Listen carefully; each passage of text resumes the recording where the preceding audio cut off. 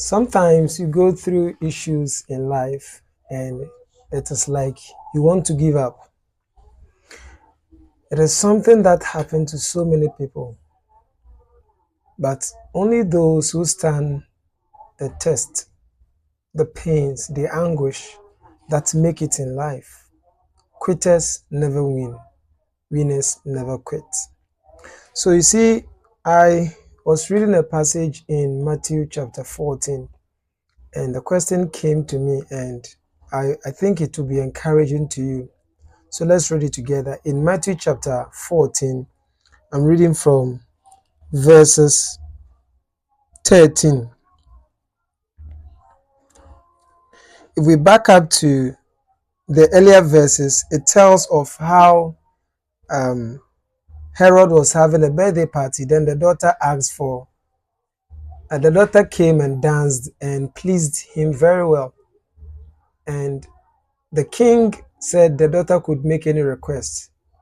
And the daughter didn't know what to ask, so she went and asked the mother, and the mother said, demand the head of John the Baptist in a plate. Whatever they are going to use that head for, we do not know. We can only infer that this could be the spirit of Jezebel, that is still running after Elijah, because John the Baptist had the spirit of Elijah. So that could be a little inference we can make biblically.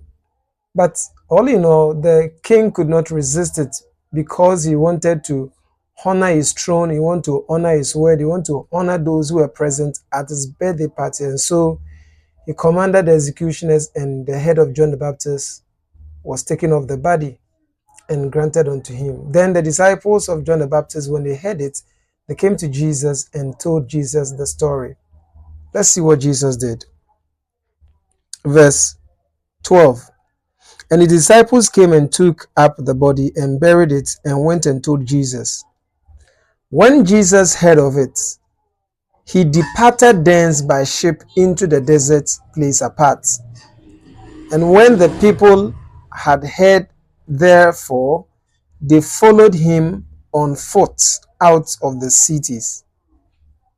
And Jesus went forth and saw a great multitude, and was moved with compassion towards them, and he healed them.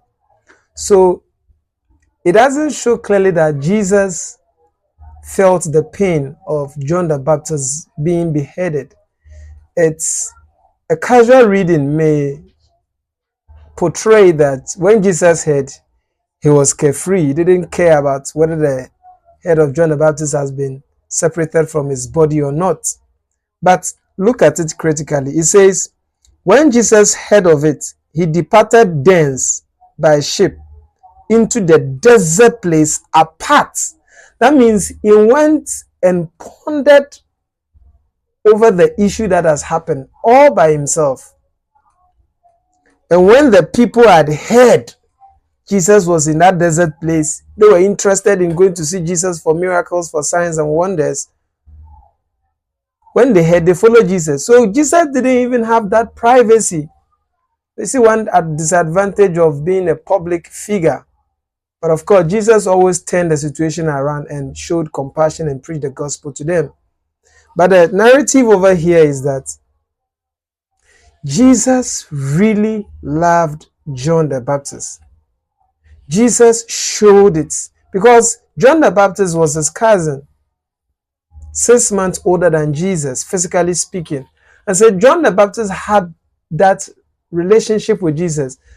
And we cannot say Jesus at that point wasn't compassionate. He was. At that point, he was Jesus as a man.